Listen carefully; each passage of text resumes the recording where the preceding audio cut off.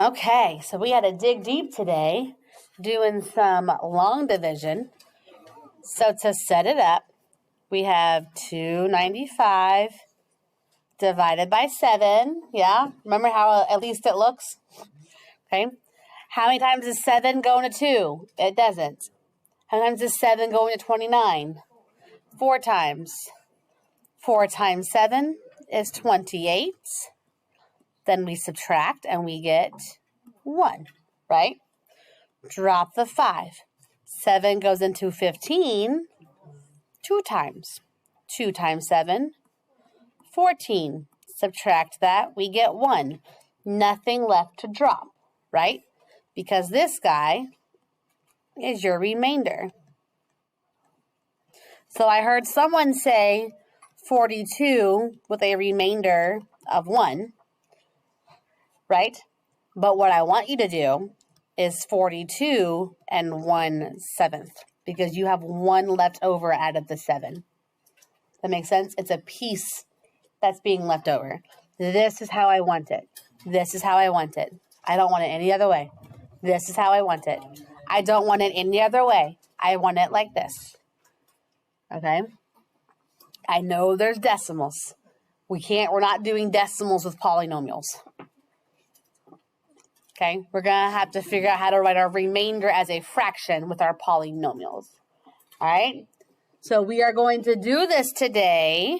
We are doing long, there it is, division of polynomials. Okay. When you divide a polynomial, which we're going to call f of x, by a non-zero polynomial, which is a divisor. So in my warm-up, 7 was my divisor, right?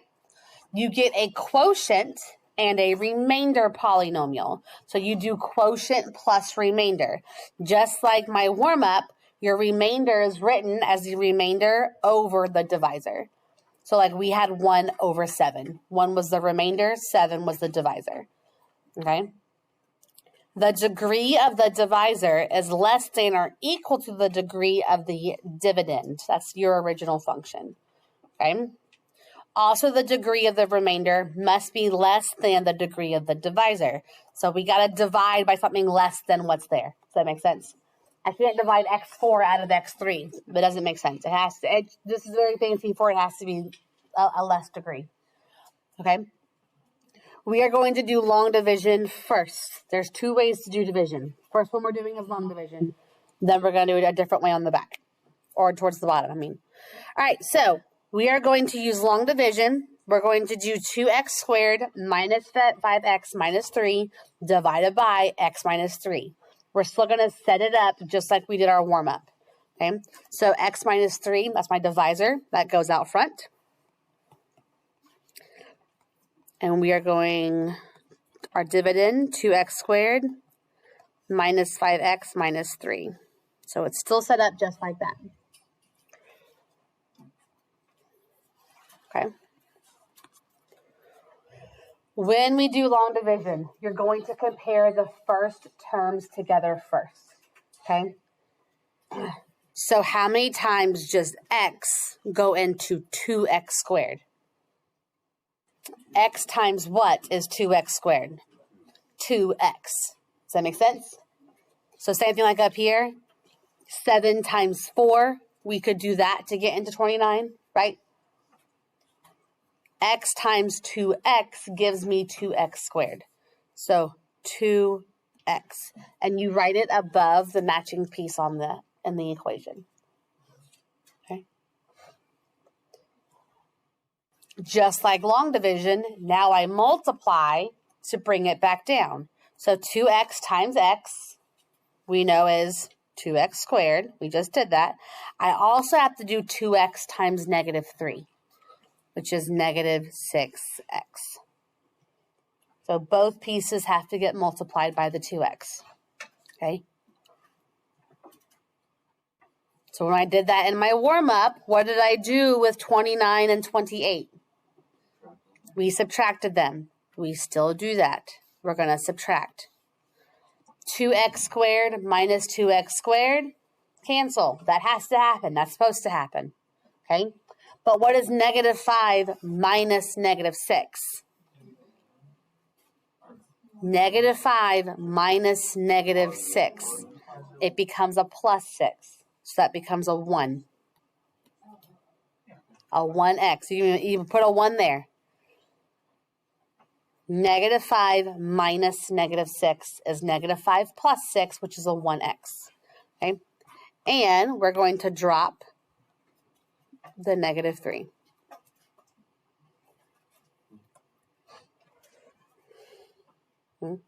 We're going to do the process over again. How many times does x go into x? 1 time, positive 1. There we go. Okay, multiply it back through. 1 times x is x.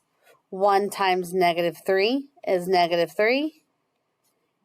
And we subtract. What is x minus x? Nothing. What is negative 3 minus negative 3? It becomes 0. Does this have a remainder? No, technically your remainder is 0, right? Which means we don't have any. So that means that x minus 3 is a factor of 2x squared minus 5x minus 3. If I would have done like slip and slide or something like this with it, I would have gotten these two factors as my answer. Okay, so our quotient, our q of x, our quotient is going to be 2x plus 1.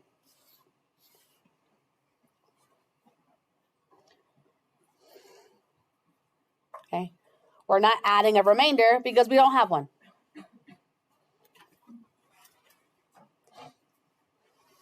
Yes, no, maybe?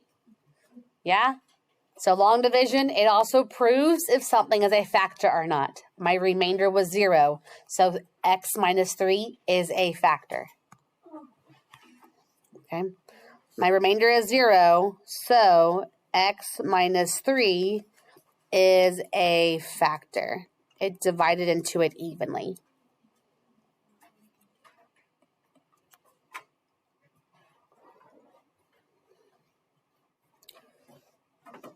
Ready to do another one.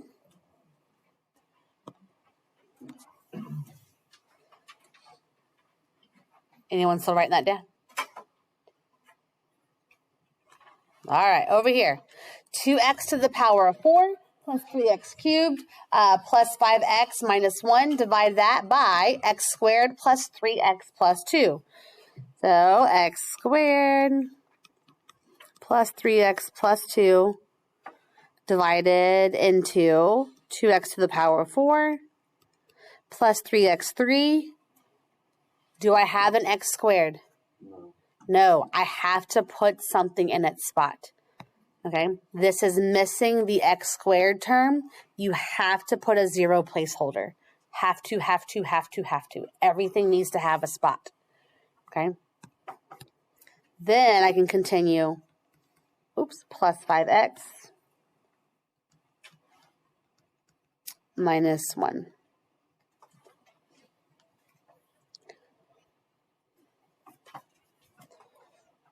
All right, ready to go? We have a lot more terms this time, but again, we are still focused on just my first 2 terms. So right now, we're just looking at x squared and 2x to the power of 4. So x squared times what gives you 2x to the power of 4? 2x squared, right? I need to multiply by 2 to get the 2 out front. For x squared to become x to the power of 4, I need 2 more, right? So I need another x squared. So 2x squared, I'm going to put it over my x squared piece. 2x squared. That kind of gives you a hint, right, of how many terms you're going to have. So I should expect to have the 3 terms, right? An x squared, an x, and a nothing. Like how before, I just had a 2x and a 1. Okay? So that's why we put it in its spot. It's like you know how many pieces you're going to have. All right, multiply it back through. What is 2x squared times x squared? Well, that is 2x to the power of 4. 2x squared times 3x. 2 times 3 is 6. x squared and x is x cubed. 2x squared and 2 gives me 4x squared.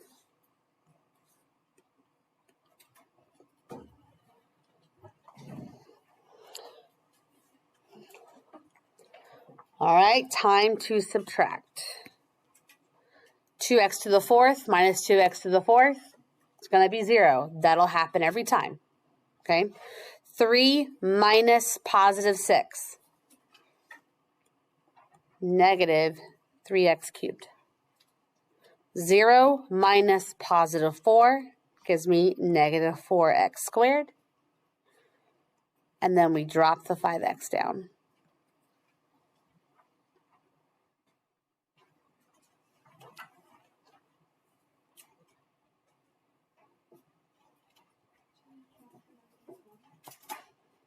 So you're subtracting. So 3 minus 6, that's how I got negative 3. Oh, we're not there yet. The negative on the outside, we're not there yet. We got to do one more, and then we can drop the negative 1 down. You can only drop one number at a time. Okay, here we go. Compare x squared to negative 3x cubed. What do we need? A negative 3 and an x. Multiply it back through. Negative 3x times x squared gives me negative 3x cubed.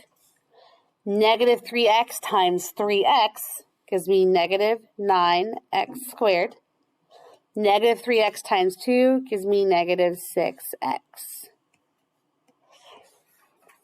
All right, subtract that. Negative 3 minus negative 3 is negative 3 plus 3. They cancel out. We know that has to happen for the first two pieces.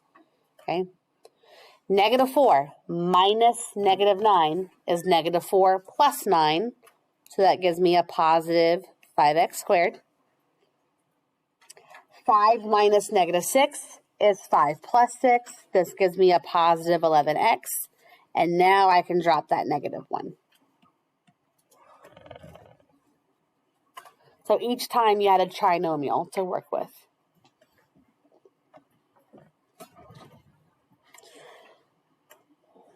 All right, last one, right? Because I only have one spot left on top of my division. So how many times can I put x squared into 5x squared? 5 times. There we go. So now we're going to multiply each piece by 5. 5x squared, 15x plus 10. We're going to subtract all of this. 5 minus 5 is 0. That's what needs to happen. 11 minus 15 gives me negative 4x. Negative 1 minus 10 gives me negative 11. Is there anything left for me to drop down? No. So what is this? Our remainder. So was x squared plus 3x plus 2 a factor? No, because it did not divide into it evenly. We have something left over. It's not a factor. Okay? Let's make sure we write our answer the right way. So our quotient, our q of x, is going to equal what I have up top, so the 2x squared, minus 3x plus 5. And now I have to add my remainder over my divisor. Remember, this is our divisor. So we have negative 4x minus 11 over x squared plus 3x plus 2. And that's why I didn't want you to get used to decimals in your warm-up, because we can't write that as a decimal. That's why. I wanted you to get you to remember it's remainder over divisor.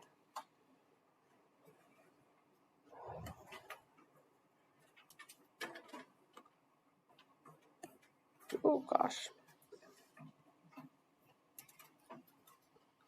Questions for me?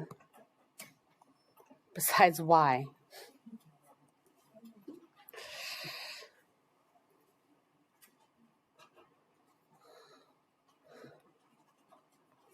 We good? Yes? You want to move on from long division? Sounds great. Would you love to do this a different way? Me too. Okay? But the state of Florida said I had to show you that, so I showed it to you. Yay! Move on with life. There's something way better. It is called synthetic division. Nope, and I'm writing too big. I always write too big in these blanks. Synthetic. There we go. Synthetic division is a shortcut for dividing polynomials by binomials in the form of x minus k. So we can do this with binomials. So like the problem we just did, I couldn't do synthetic division. Doesn't work, okay? But if it's just x minus a value, I can use that, okay? The terms I'm going to use are not math terms. They are Douglas terms. So stay with me, okay? We're going to have a magic number with a basketball that we're going to bounce. I know, good times. Here we go. The way to set this up, you're only going to use the coefficients, okay? What we divide by, we had to solve for x to put into our magic box in the corner, okay? So this right here, x plus 1, equals 0. So our magic number, our basketball, is going to be -1. So -1 is going to be put up in the corner in a special box. Okay? Stay with me. I promise you it'll make sense. Okay. Now we want the coefficients from our dividend. So -9x cubed plus 2x squared plus 2x minus 5. I needed the coefficients that represent the highest exponent and for each piece down to its constant. Okay? So my highest exponent is a 3, right? So I need to represent x3, x2, x1, and x none. There should be 4 pieces. Okay? What represents x3? -9. What represents x2? -2. What represents x? +2. And what represents my constant? -5. Good. So make sure the signs come with it. All right. With this, we're actually going to drop our first number. So your first piece gets dropped. And now we're going to play basketball. Okay. Here we go. We're going to bounce the basketball down. Ooh, come on. There we go. What is -1 times -9? +9. It's positive, so we're going to add. What's -2 plus 9? +7, right? +7. We're going to play basketball again. Yep. -1 times 7 is -7. Now we're going to subtract because it was a negative. So what's 2 minus 7? -5. Play basketball again. -1 times 5? +5. What's -5 plus 5? 0. What do you think this guy's going to be? Our remainder.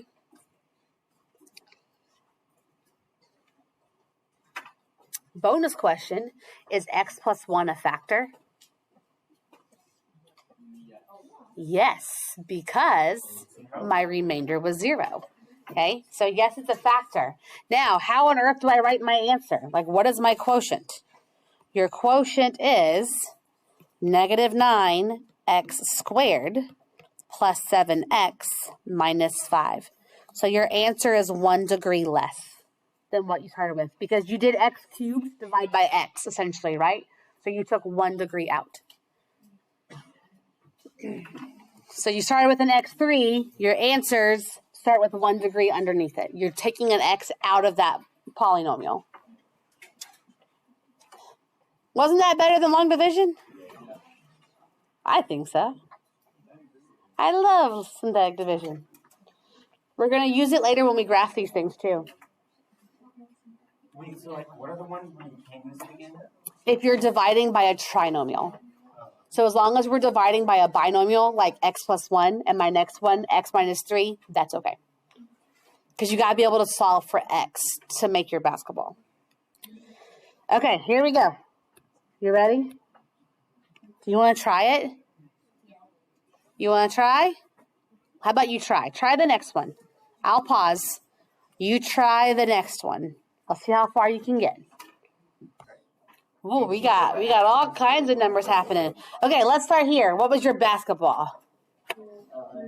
A positive 3. All right. What were your coefficients? You mean negative 1, 4, 0, 9, right? What were we missing? We were missing an x. You still have to put a placeholder. You have to represent every single piece. My highest exponent was an x3. I had to represent x3, x2, x1, x9. I had to have 4 coefficients. Okay? Negative 1 represents x3, 4 represents x2, 0 represents x because it's not there, and then 9 is your constant. All right? Drop our negative 1, bounce our basketball. We have negative 3. 4 minus 3 is positive 1. Multiply again. I get positive 3. 0 plus 3 is 3. Multiply again. I get positive 9. 9 plus 9 is 18. So our remainder this time is 18. Is x minus 3 a factor? No, it is not. It did not divide into it evenly because we have a remainder of 18. So our quotient is going to be negative x squared plus x plus 3 plus my remainder of 18 over our divisor of x minus 3.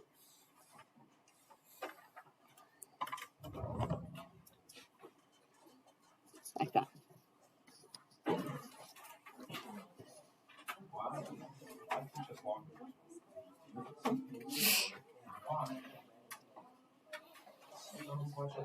All right. Okay, something else we can use synthetic division with is a theorem. We love theorems, don't we? This is called the remainder theorem. Okay? The remainder theorem says that if a polynomial is divided by x minus k and my remainder is r, then I can use that to evaluate. So if I evaluate f of x with that k value, the remainder is my answer. Very fancy. Let me show you what I mean. Okay, so we're going to use synthetic division to evaluate instead of plugging it in. So to have 4x squared minus 10x equals 21, to evaluate when x equals 5, before you would plug 5 in for all the x's, right? We can use synthetic division to do the same thing. So see how it's already equal to 5? So your basketball is already given to you. Your basketball is 5. You don't have to solve for x, it already is. Okay? My exponent is a 2. So I need a 2, a 1, and a none. I need 3 pieces. Am I missing any of those? No. So what are my coefficients going to be? There you go. Beautiful. Drop the 4. 5 times 4 gives me a positive 20. So now I get to add. That gives me positive 10. 5 times 10 is positive 50. That's positive. I get to add them, which gives me 29. So I can say if I evaluated my function for the value of 5, my result is 29.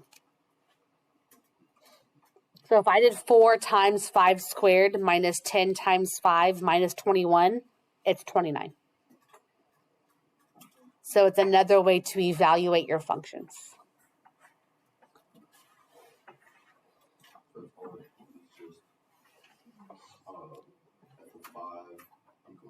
Yep. No, this is evaluating. Yeah, this is not division. You are not finding the quotient. You're evaluating the function for a value. Instead of plugging it in for all the x's, you're doing synthetic division, and the theorem states that your remainder is the evaluation. Okay? You do B. You do g of x. 5x to the power of 4 plus 2x to the power of 3 minus 20x minus 6 equal, evaluate that for x equals 2. Don't fall for the same trick that you fell for last time. Hint, hint, wink, wink. All right. We should have our remainder is 50. So if I evaluated this function for 2, 5 times 2 to the 4th plus 2 times 2 to the 3rd minus 20 times 2 minus 6, I get 50 out of it. What trick did you not fall for this time? The missing x squared. So I know you put a 0 in for that missing x squared. You didn't fall for its trick. 2 times 28. Oh. 2 times 2 to 48. It's all good. All right, let's do our word problem. You know we have one. No. Yes. Too many Yes. Yep. Here we go. I think I'm saying it right. A tachometer. Do y'all know? You're the boat people, Florida. I'm not. Measures the speed in revolutions per minute, or RPMs, at which an engine shaft rotates. For a certain boat, the speed x in hundreds of RPMs of an engine shaft and the speed s in miles per hour of the boat are modeled by that lovely function. Find and interpret s of 10. So we are going to evaluate my function for the value of 10. Okay? We're going to use synthetic division to do it. Okay? 10 is our basketball. We got that. What's my highest exponent? A 3. So I need to represent 3, 2, 1, none. Am I missing anything? No, we got it all. So here we go. 0.00547. Our next one is negative 0.225. Then we have 3.62. And then we have negative 11. We still drop the first guy.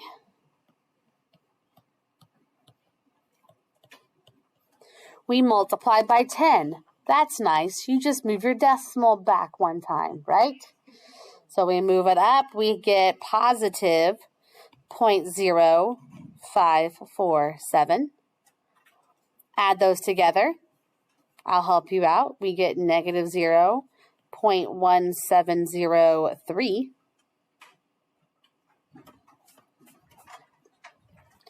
Multiply. Move that decimal up again. So now I have negative 1.703. Subtract those. I have 1.917. Multiply by 10. Again, we like that. We get to move our decimal up. This becomes a positive 19.17. Negative 11 plus 19.17 gives me 8.17. Okay. So our evaluation says, let me change my color. So we did S of 10, and we got a result of 8.17. What does that mean?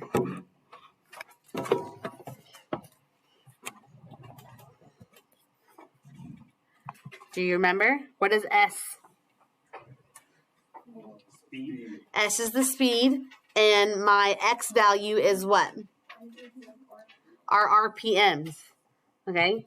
So when, y'all cannot see that, can you? Let's try this. There we go. When the speed of the engine shaft is, we're not going to say 10, because what did it say? It was X in what? In hundreds of RPMs. So what's 10 times 100? 1,000. is 1,000 RPMs. The speed, can't spell, of the boat is, how fast is the boat going? You think the boat's going 817 miles per hour? The speed S in miles per hour. I don't have to change it. It's just going to be 8.17. Okay?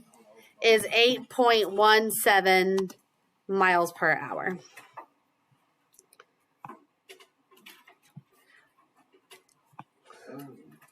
So when the speed of the engine shaft is 1,000 RPMs, the speed of the boat is 8.17 miles per hour, or about 8 miles per hour. So y'all know boats better than I do, but I'm pretty sure they don't go 800 miles per hour.